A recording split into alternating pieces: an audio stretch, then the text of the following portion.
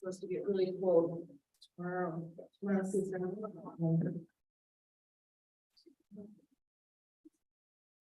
House. That was so cool.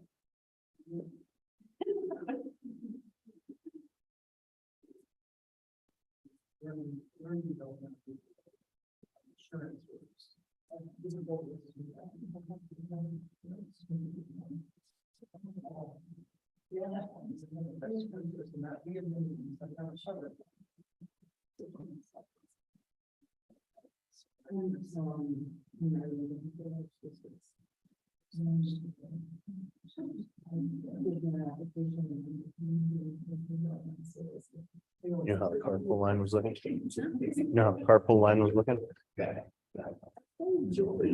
I think it's the other piece. Yeah. I'll go look quick. Oh, it's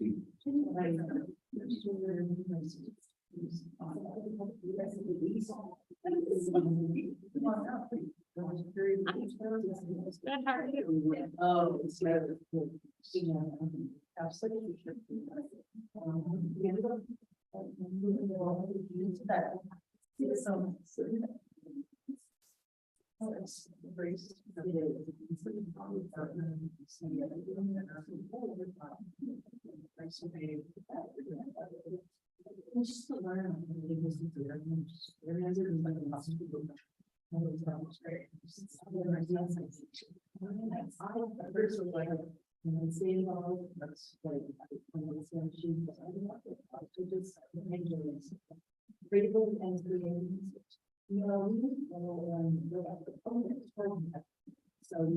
You know where that Slido thing go? There it is. Something I got.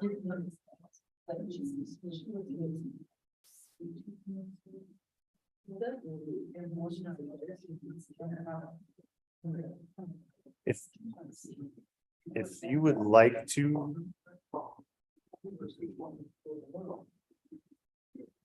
If you would like to engage in asking digital questions and retaining them for the board, you can scan that QR code there on the screen, or you can come up and scan the one on my computer. Or find Ray, he's the one who moved them.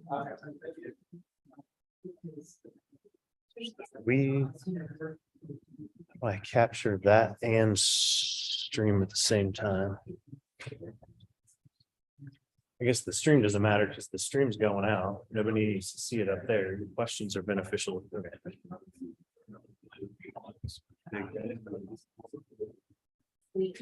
Ray moved them out in the hall.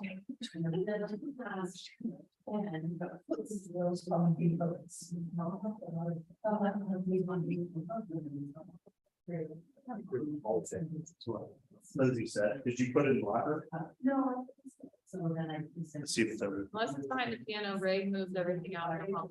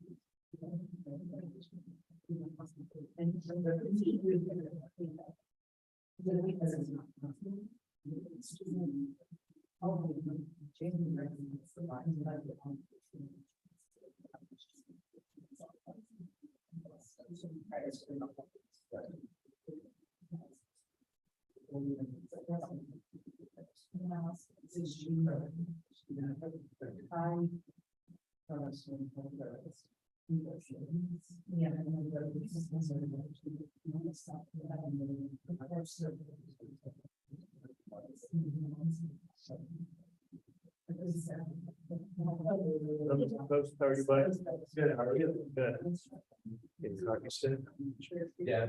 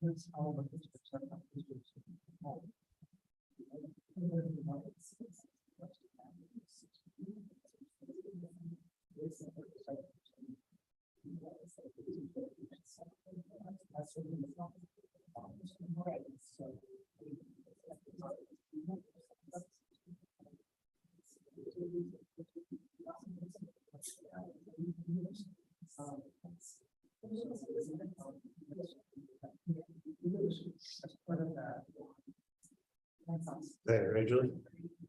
Good. Okay.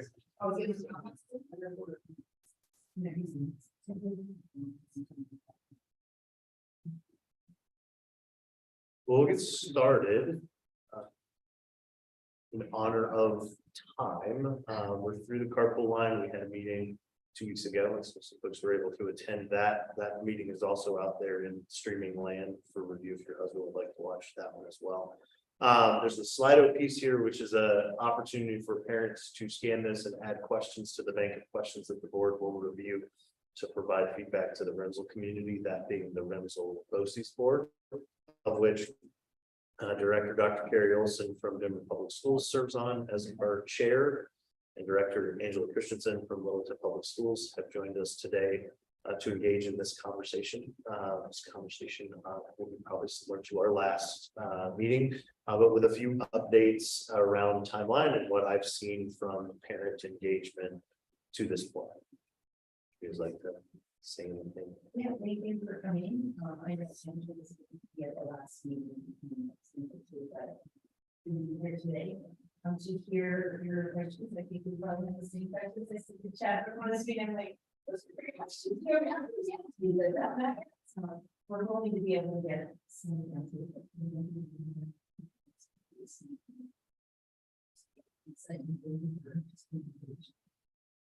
So timeline wise, where we are is we were provided notice before November 1st that Cherry Creek School District would no longer like to be a participating member of the BOCES. And what that means is that starts a timeline process of at the end of the next fiscal year, which school fiscal years end on the June 30 date. Cherry Creek would no longer be a partner of the BOCES, and then that would then put into place future ramifications around student enrollment for students from the Cherry Creek School District. And so what that means is students currently enrolled will stay enrolled, or our intention is for them to stay enrolled at RMSEL through 12th grade, because that is what the IGA states. So students that are enrolled can stay enrolled up through graduation. Students enrolled this year and next year participating in both lottery processes would have preference from Cherry Creek School District to assume those spots up through the 22, 23, 23, 24, 24, 25 school year. And during that 24, 25 school year, there would no longer be a Cherry Creek student preference for coming into the BOCES for one of what we have, what are restricted slots. So we have restricted slots for our 5-member partners, of which being Denver, Creek, Littleton, Aurora, and Douglas County. Douglas County and Creek have both elected to leave the BOCES partnership. Douglas County only has about 10 students enrolled and has had that approximately that many students enrolled for the last 10 years. Wasn't a surprise to us. They were very transparent about that. They also have some expeditionary learning options in their district, of which Cherry Creek does not offer. Many parents know that in the Cherry Creek School District, once you kind of reach that secondary school level, the number of choice opportunities is not in abundance outside of some of the pathways that they offer inside their schools. So you would have to walk into one of their large middle schools or their large high schools and enroll in different types of programs that might give your son or daughter or student choice. And so that's kind of where we are as of today, timeline wise. Next steps for our board are to spend the next 90 days going through what are going to be our options long-term to meet our per pupil revenue enrollment number. So schools are funded, it's kind of a big revenue account, and then we spend from that revenue account primarily on staffing and facilities within a school. And so with that, we want to be at our target enrollment of 400 students every single year, or as close to that number as we can. With Creek's exit and Douglas County's exit, that will be 150 vacant seats, of which our board needs to decide what action they would take with those seats. Do they go to open enrollment? Do they get divided across the 3 remaining partners? Do we explore other governance organizations as a single district charter? The board wants to go through the process of collecting options, with the intent being that RMSEL stays an educational choice for kids and community long term. So that's kind of the long-term goals. We want to be here. We want to continue. This is our 30th year in existence. We will continue to be here for another 30 years for kids or longer to provide this choice option that looks different, and specifically to the Cherry Creek residents.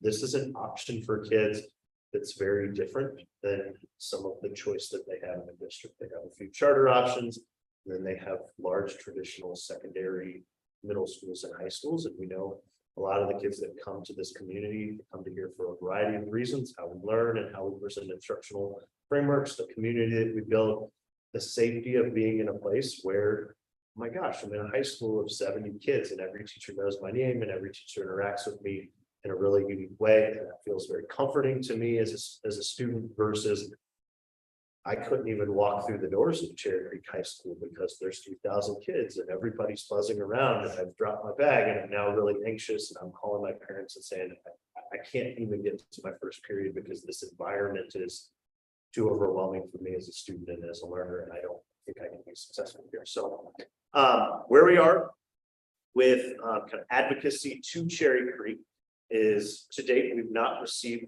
any type of formal written response that they wanted or requested that we deliver to our parent community as a collective.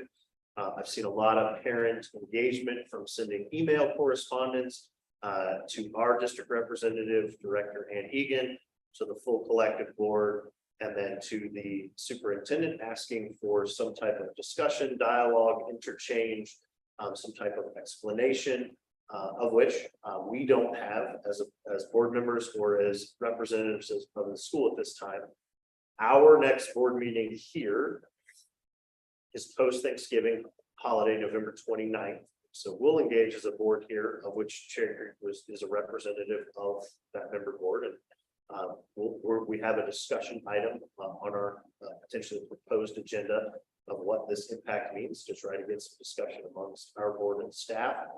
And then Cherry Creek, their most recent board meeting was on Monday of this week. Don't know that there was a large community forum and engagement through their public comment process.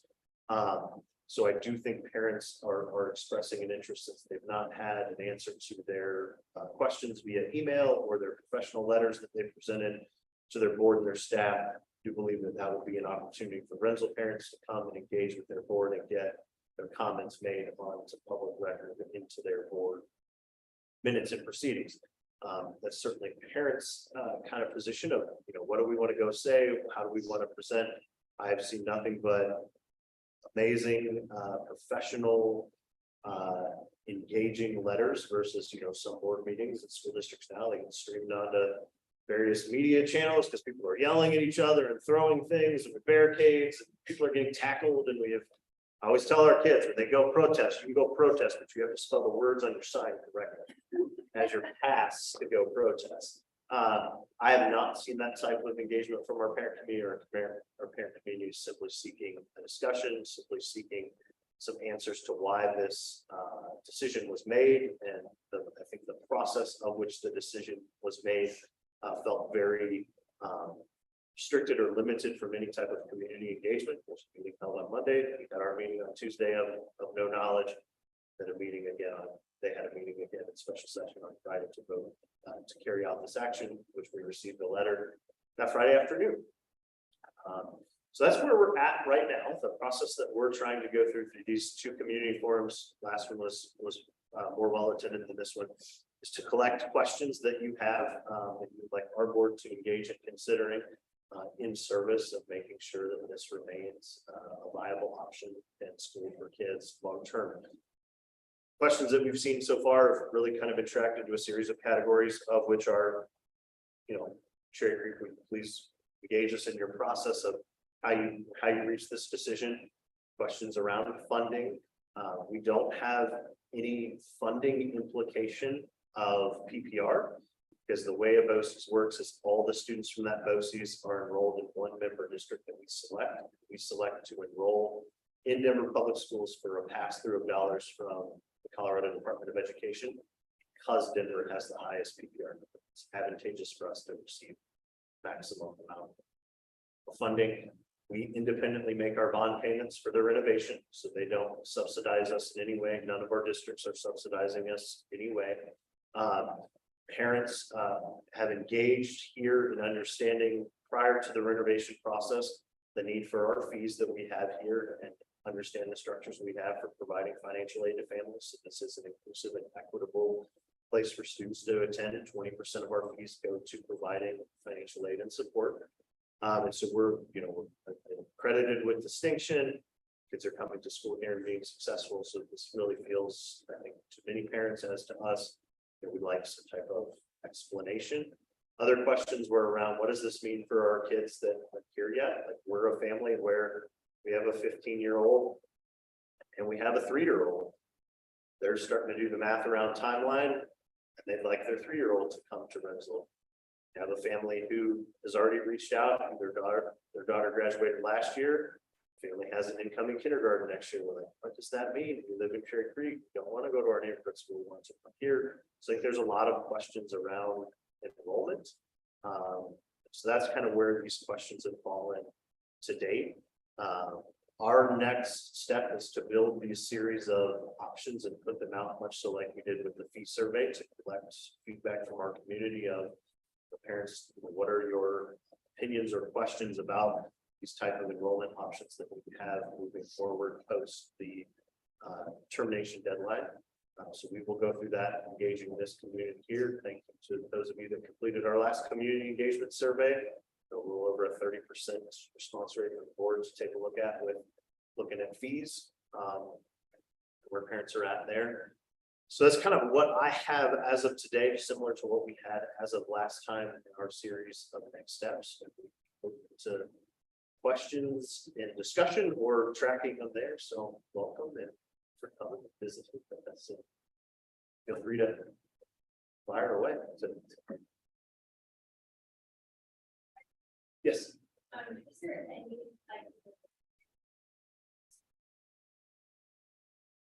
So there is that likelihood that they could go through the same process of revocation as, to say, heard from community, understand that maybe we did not go through a process in the right way.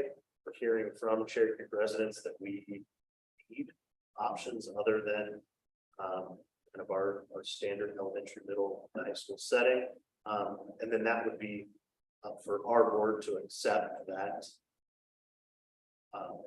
rescinding of termination, or whatever the legal term of that would be. But that's certainly an option. It's certainly an option I think is a reasonable option, absent of the fact that we have no criteria or method that was used to say this is in the best interest of Cherry Creek students and residents.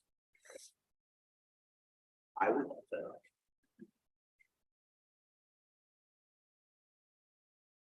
So I'm guessing, so you have to be like walking, but as I understand, I still fully know that. We don't know the Other than the community aspect. right. So the element would be right now is these BOCES organizations were created to bring together partnership for the charter school act. So RMSEL was a progressive place that said we want to have an alternative learning model in the Denver metro community to support these surrounding districts. This is when county line was still a dirt road. So this smart educators came together, want to put this together. and it has successfully worked over this series of time. Versus if Denver, or if RMSEL would have opened 10 years later, I don't think anyone would have ever explored this multi-district partnership option. Where we said, oh, we're going to park here. There's this charter school act now. Let's just go and explore that way. But BOCES as a collective, what they do is they serve students for special education purposes, and there are BOCES with as little as 2 members. There's BOCES with 15 members, and so we could continue to operate in the same way we have, figuring out how we want to go through the process of filling these seats. The implication to Cherry Creek families is, I don't know what our board will decide or what we will decide is, I don't think they're going to put a clause in there that says, well, we're still just going to keep the Cherry Creek School District preference for these seats over member districts or who are participating. So that's right now the other element. The other element Julie needs to present before the board, and this was in my late afternoon research today. This will have a financial implication with 12/13/45 supplemental BOCES funding, because we go from a 5-member support to a 3-member district support. We get about $201,000 a year from the state as additional support for being a BOCES.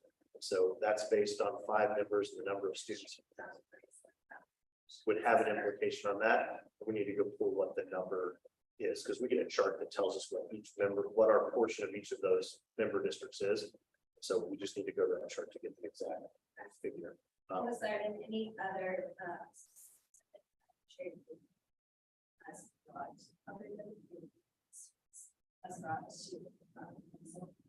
all of our districts provide us what's called a service link, which is an administrator that we can reach out to for support. The service link in Cherry Creek is their assistant superintendent of student achievement services. And so special education, if we had like a question, we could call them. So likely we call them because we work with Denver to purchase special education services. So we call them as our LEA. But the director of secondary schools in Littleton Public Schools, Clay, has been part of the BOCES since I've been here. Clay's an exceptional leader, and I can call Clay and go, hey, got this new state law coming down about X, Y, or Z. How are you guys thinking about that, so that I can present it to our board? So that's helpful, but it's not, if we call a service link more than 5 times a year, it's great. Also, just are there multipliers that you read per student or such? Yes. So we take our portion of kids and lump that in with the 90,000 students in Denver. That they all get counted collectively. We get 1 per pupil revenue number that's calculated for all of Denver's student number. So it's the same way as yes. that's what no, because as a BOCES, we do not receive mill levy override funding. And so that's a portion that the districts give to their charter schools that we don't receive.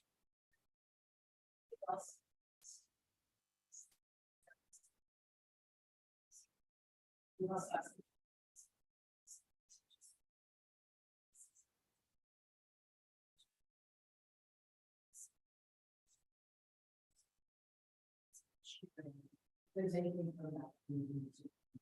Funding or anything else. We were just as gesture. We were just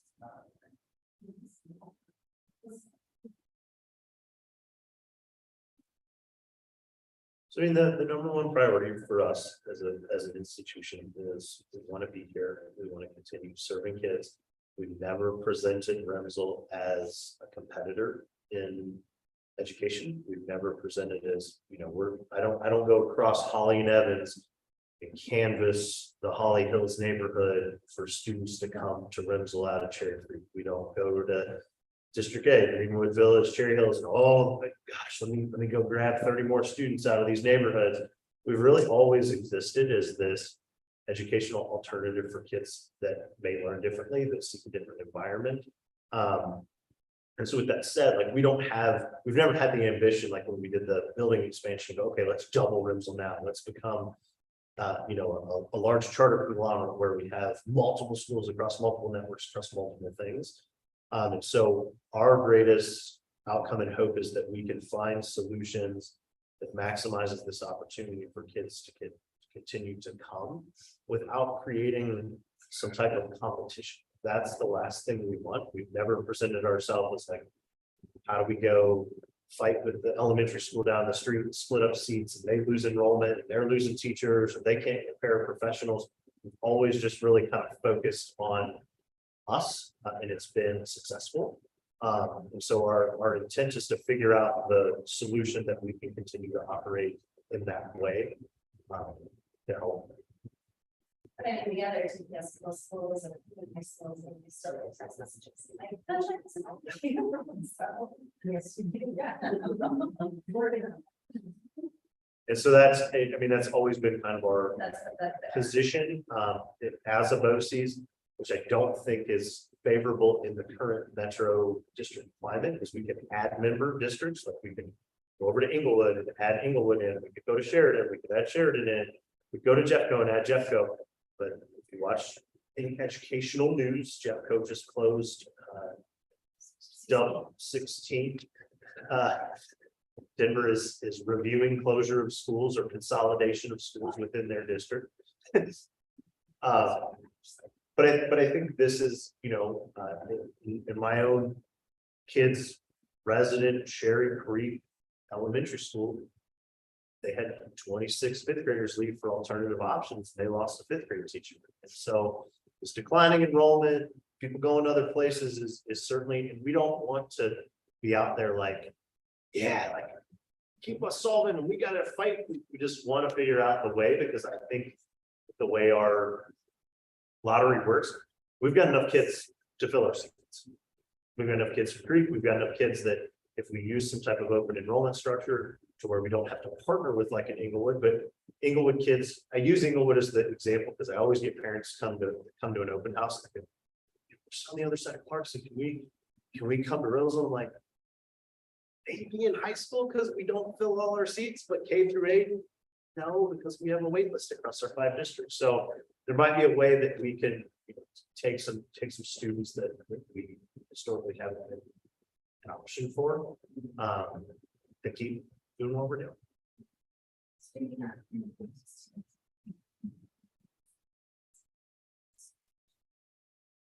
We can fill them. I mean, I can fill them right now from Denver as a single partner.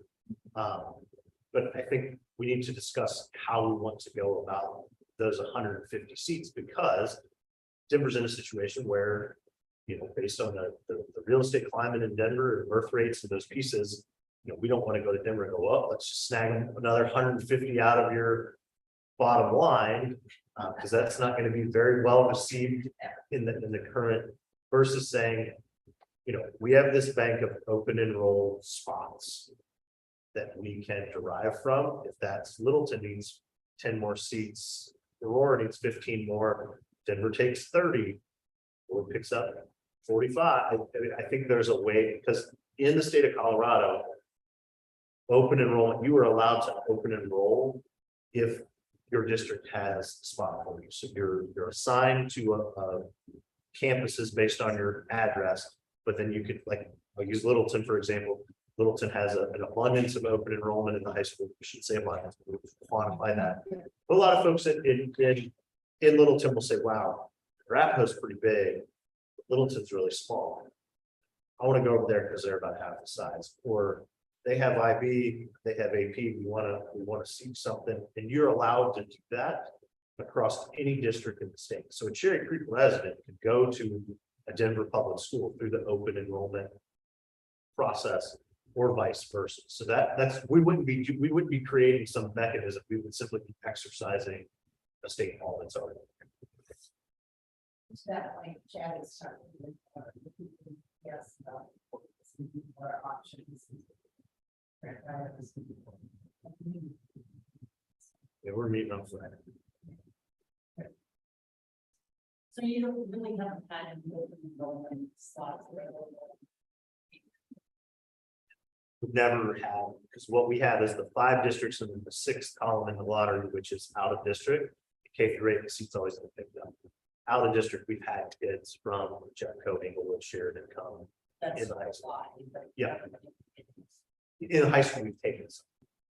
Because we haven't had full seats from districts. But in high school, you only fill in grades. Like that. So we 9, 10, 11, Oh, no 12s. okay. I mean, most of the time there aren't a lot of seats, 10 and 11, unless somebody leaves. So 2 or 3 is much smaller. than tradition is. I guess another question. Great, good. Hello. If, Cherokee engineers are not in state, and how much time do they have? There's not a provision for that in the contract. And I would say we would like to know that sooner than later. And we would like to probably know it before the termination effective date, which would be so that the way the IGA is written is at the end of this school year, they're finished as a partner and they participate for one more calendar. And the reason that was written in the way that it was in the event that someone left, it gave us this period of time to figure out what we would do. We just didn't anticipate that Cherry Creek, which signed into the document for 5 more years in June, is going to exercise that in October, and there are second largest enrollment. Whereas With that- Withdrawal. that code and that was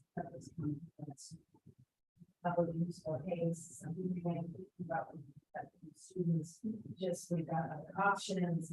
And so we sort of percolating go on, but then when they finally did like this notice and it's doing this. We got registered copies of everything and sent it. And they sent a joint communication to families that they could go speak in public comment at their board prior to them making that decision. This was. So timing wise, or they all sitting on. They- I heard thinking, have to say they're general counsel and work. Very. And not-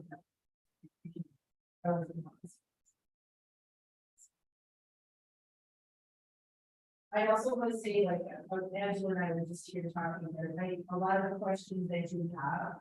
And then we don't have answers to, so I think we will practically not to send to the church. Ask for me ahead of time to send the answers to some of these, because Chad and we can answer it maybe 2.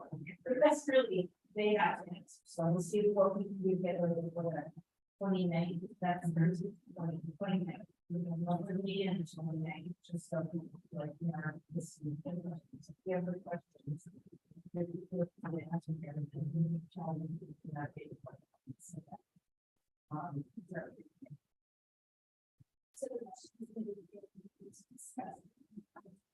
Well, yeah, and hopefully it just answers that. We are, it's my understanding that the board representative, might not be able to attend in person, but we would ask maybe that she sent someone in person. Who could, share. Peter, do you want to take pictures of this? This is all.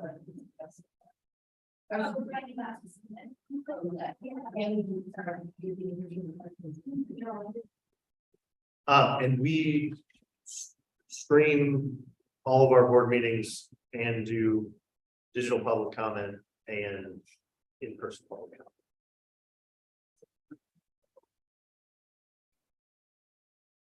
So for the lottery process, if you have the flexibility to be able to add in, a step to say that if you're a sibling of a prior, church student, we'll select you with the. And that's will be reviewed as part of this process of what will be, because we've had to enroll, we've had to revise that enrollment lottery policy and procedure a few times. So a few years back, we had to remove the EL school preference option from it, because what had happened is EL schools opened with preschool, and at kindergarten, Denver gets 12 of those preschool, or gets 12 of our kindergarten spots because they fill 50% of our enrollment. Well, internal siblings normally get about 4 to 6 of those spots. There was only 6 to go out to the public. And with these new EL preschools that had opened, that preference gave them all 6 of those spots. And so truly our lottery at that time was closed to any true lottery participation. And so we went back and we took out that EL school preference because the reason it was written was predating me. It was for Odyssey students in 8th grade to get to come to RMSEL for high school. Because those were the only 2 EL school options. The lottery policy has been revised over time based on the need of keeping a fair and equitable, inclusive ability for parents to attend.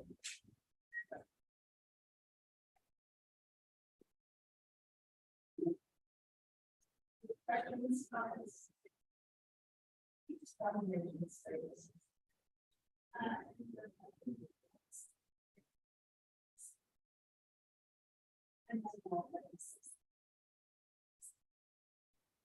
I'm Jeanette, I am an 8th grader and, right, to when 3rd grade and then. Okay. Are you also? No, I was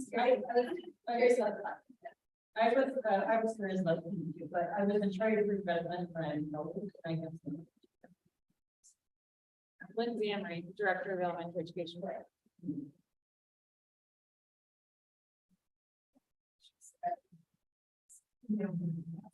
So this will be saved out there if anybody wants to watch it. They can watch this one or they can watch the first one. The Slido's out there for questions to be collected and we'll try to get answers to the communities as they come. Yeah.